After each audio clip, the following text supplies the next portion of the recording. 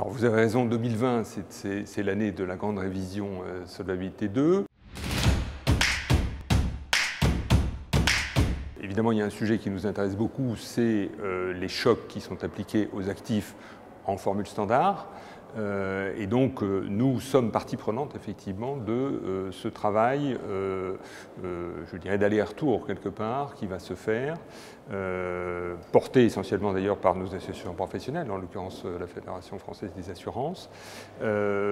Sur les actifs réels, il y a clairement là des enjeux qui sont importants. Ils sont importants si on prend les différents actifs réels, que sont l'immobilier, par exemple. L'immobilier aujourd'hui est un actif qui est très représenté au niveau des compagnies d'assurance et qui supporte des chocs qui peuvent paraître élevés.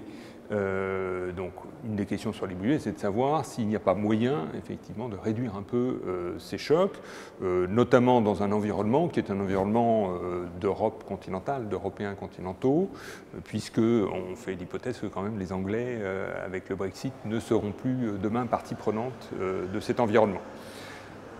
En dehors de l'immobilier, vous avez bien sûr tout ce qui est private equity, infrastructure par exemple en equity.